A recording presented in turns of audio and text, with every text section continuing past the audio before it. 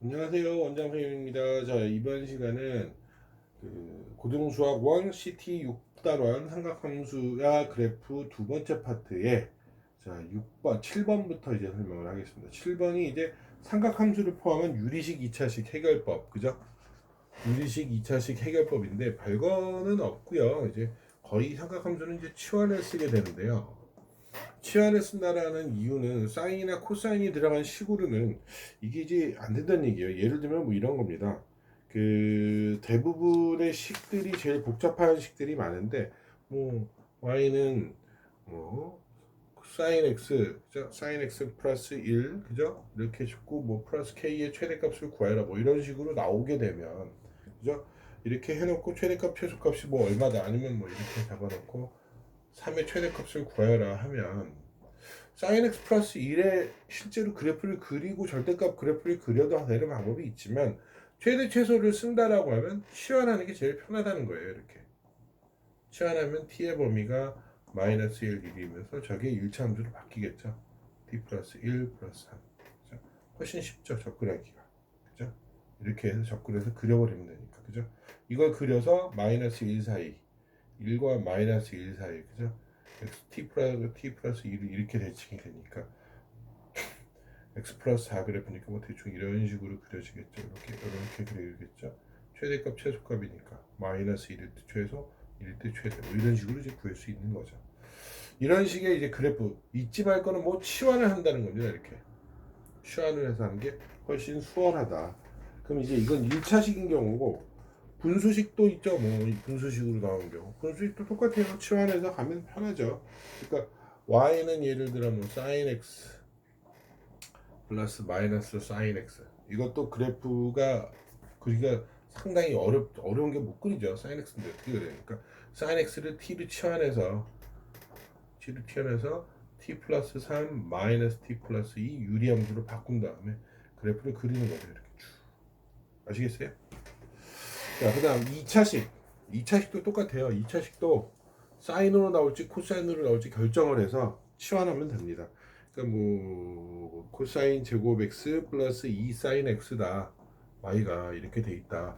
그러면 얘가 사인이고 코사인이기 때문에 변신이 안 되죠. 이걸 1 마이너스 사인 제곱 x로 바꾸는 거예요. 그럼 사인 x t로 치환해서 마이너스 t 제곱 플러스 2t 플러스 1 2차 함수잖아요. t의 범위는 역시 똑같죠. 마이너스 1보다 크고 1보다 작다. 이렇게 해놓고 이차함수 최대 최소 구하는 거. 이런 식의 이제 방법들을 쓰면 되는 거죠. 방정식도 똑같습니다. 방정식도 제가 이제 치환했듯이 보통 이렇게 치환해서 쓰고요. 그렇게 풀이를 하는 게 훨씬 편합니다. 여러분들이 문제를 풀어서 치환하는 법만 제가 간단하게 보여드렸고 사인이나 코사인을 치환할 때는 반드시 뭐다? 범위가 1부가 마이너스 1 해야 되는 거 잊지 마시면 됩니다. 자, 8번으로 넘어갈게요. 삼각방정식과 부등식의 풀이 방법인데 이것도 뭐 그렇게 어렵게 뭐 생각하실 건 없고요.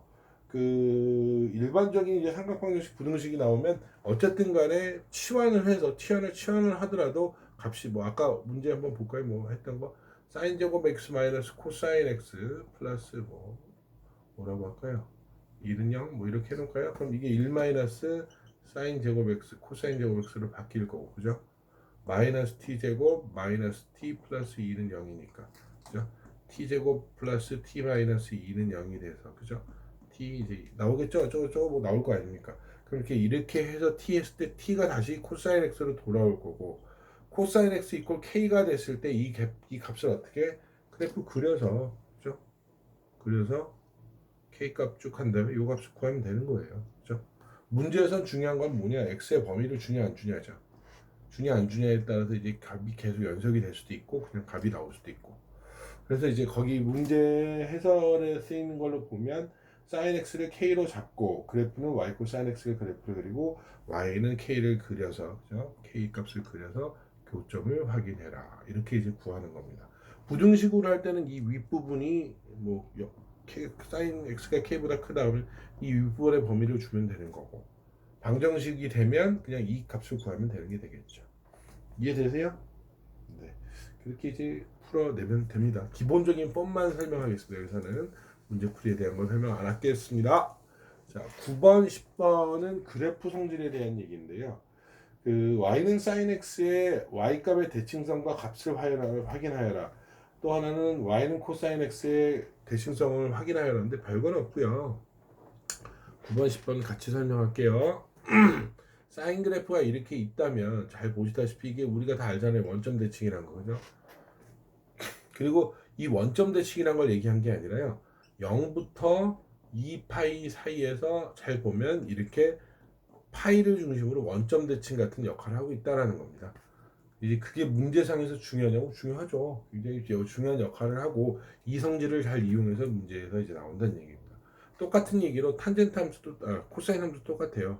이렇게 돼 있잖아요. y축 대칭이잖아요. 여기서도 잘 보면 파이를 중심으로 좌우 대칭이에요. 똑같아요. 이게 굉장히 중요하다는 겁니다. 그 다음에 이제 9번, 10번에 나와 있는 이 얘기 말고 제가 이제 여러분한테 드리고 싶은 말씀이 이겁니다. 실제 이제 문제 쓸 때 많이 쓰는 건데 이렇게 나와 있으면요. 이렇게 주어져서 이것이 알파, 베타, 감마, 델타 이렇게 있단 말이에요. 알파, 베타, 감마, 델타의 합이 얼마냐 이거예요. 모르는지만 간단해요. 이 거리가 어떻게 다 같잖아요. 그죠? 그러니까 간단해요. 뭐 이게 2파이고 얘네들은 2파이에서 이만큼 커진 거고 그죠? 얘는 3파이에서 이만큼 줄은 거니까 이 두 개를 더한 값은 이 반을 자른 값의 2배랑 같다는 얘기예요. 즉 두 개의 합이 얼마? 5파이라는 거죠. 이게 3파이니까. 그럼 얘는 얼마 되겠어요? 잘라서 2분의 파이니까 2분의 파이 두 개 더하면 파이죠. 다 더하면 6파이가 되겠네요. 이해돼요? 어려워요? 뭐 어려울 건 없어요. 굳이 얘기하면 이런 거랑 똑같습니다. 여기에서 이만큼을 더하면 얼마? 네, 파이. 그 얘기예요. 그리고 이것도 여기에서 이만큼을 더하면 네, 맞아요. 3파이, 이제 5파이. 이런 거지 얘기하는 겁니다. 별건 없어요. 대칭성을 이용할 수 있다라는 거 이렇게 좌우 대칭된다는 거. 그거를 잘 기억하시면 됩니다. 아시겠죠? 자, 다음 시간에 다시 하겠습니다.